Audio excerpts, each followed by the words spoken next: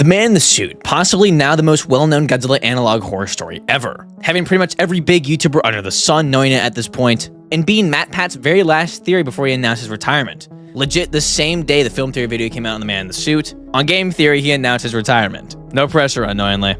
And the Backrooms, the endless labyrinth with creatures that not even nightmares can conjure up. Once a simple horror idea with a single photo, has now blossomed into the most well-known horror story of the 2000s. Main reason being due to how limitless the storytelling is.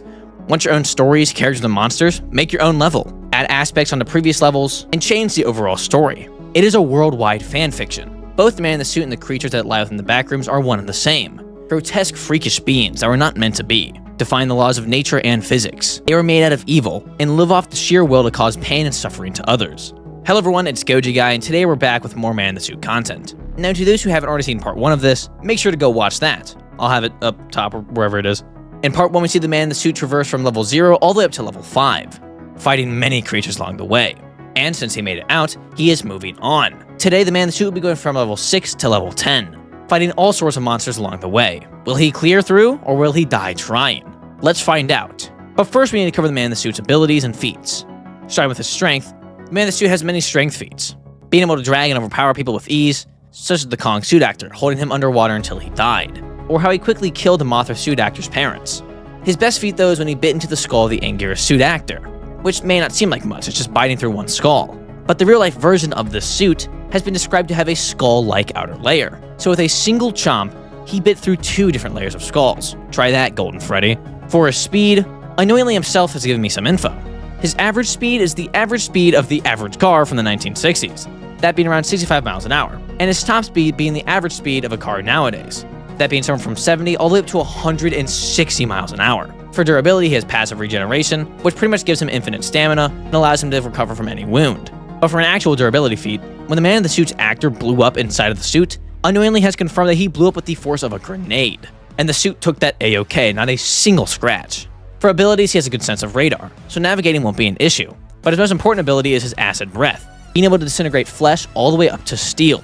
So with all that being said, after finishing off the Growler, the Man in the Suit once again no-clips. Now on to level 6. Level 6 of the Backrooms is pretty straightforward. While having no entities, it is still a harmful floor, being an endless plane of pure darkness. In most cases, the person that enters will go insane, dying of starvation, or offing themselves due to hallucinations, which is really the only threat down here, going crazy. Due to the lack of light and sound, the human brain will start to conjure up things due to a lack of stimuli. Now the question comes down to how will this affect the Man in the Suit. Now given under the suit he is still human, or at least mostly, this level would most likely affect him, and the most by far, seeing his director yelling at him, or Americans that killed thousands just kicking back and having a laugh, and most importantly his wife and daughter, though eventually he would realize what's going on and focus on getting out. And thanks to this floor being, well, just a floor, his radar would work really well, quickly finding his way out, and again, no clipping. Just like you should no clip to that subscribe button. If you're into anything from kaiju, anime, dinosaurs, sci-fi, horror, and whatever you'd call this video, then make sure to subscribe. I upload weekly videos and almost daily shorts. So if that sounds interesting to you, and you don't want to miss out, which trust me, you won't want to, make sure to hit that little button. And with that being said, he's arrived to a level 7. The Man in the Suit being ready to fight is caught off guard when he is put into a well-furnished room. A bookshelf, chair, and door are to be found here. But being the mad monster he is, he would immediately go through the door. Again being surprised, as he is now falling into the ocean. Welcome to level 7, an endless ocean with different entities throughout the depths. Now it is widely debated whether there's 1 or 2 entities that call this place home, but for this video, we'll be assuming it's the latter. The first entity being Tiny, a human-fish hybrid thing. Now the interesting thing is the fact that Tiny is quite smart. While all the previous monsters have just been dumb or just animalistic, Tiny plans out attacks and uses tools.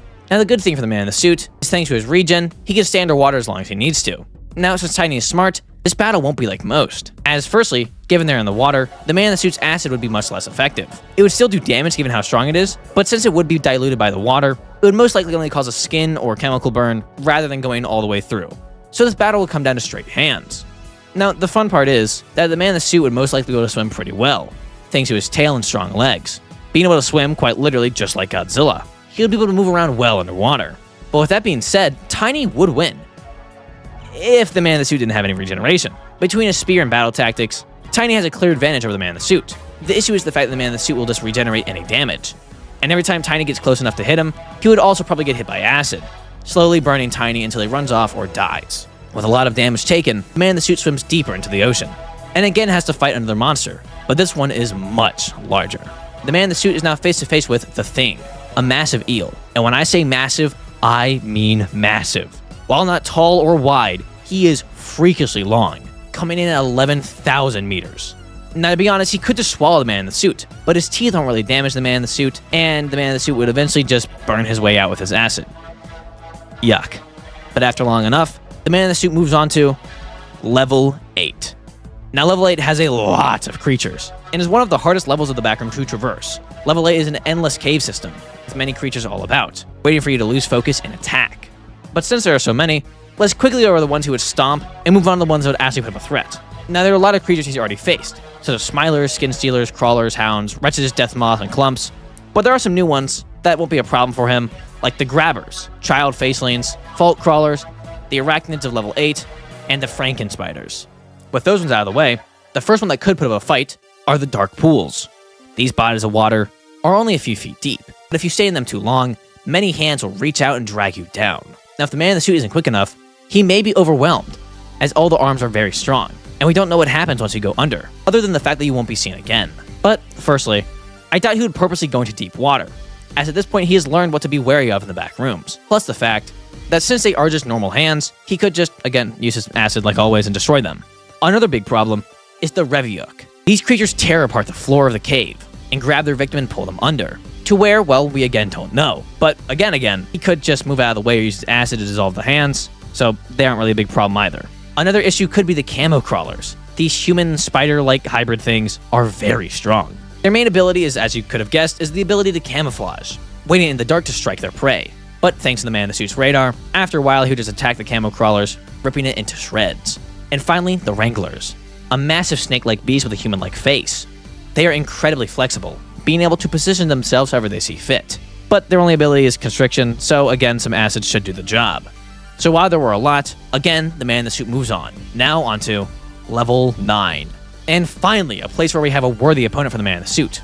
Level 9, while at first seeming cute, being a neighborhood street with homes on it, quickly turns creepy, as you are all alone. The houses are empty. The homes look lived in, but there's no one around to call it theirs. Now, you may run into people down here, but the only entity on this level is the Neighborhood Watch.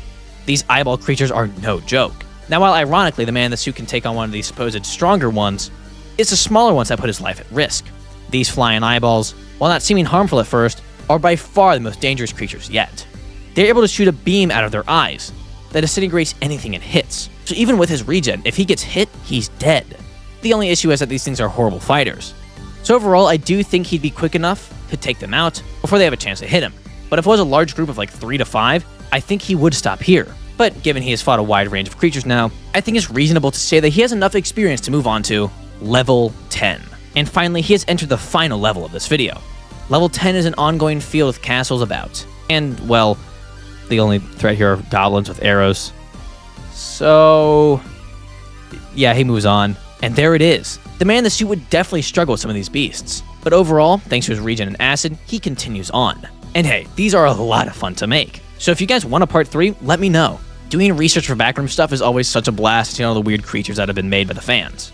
Again, if you want to see more content like this, then of course make sure to subscribe because I make content like this. And let me know what you think in the comments below. Do you think he clears? Or do you think he should have stopped way sooner? Let me know. But as always, keep collecting. Goji Guy out. See ya.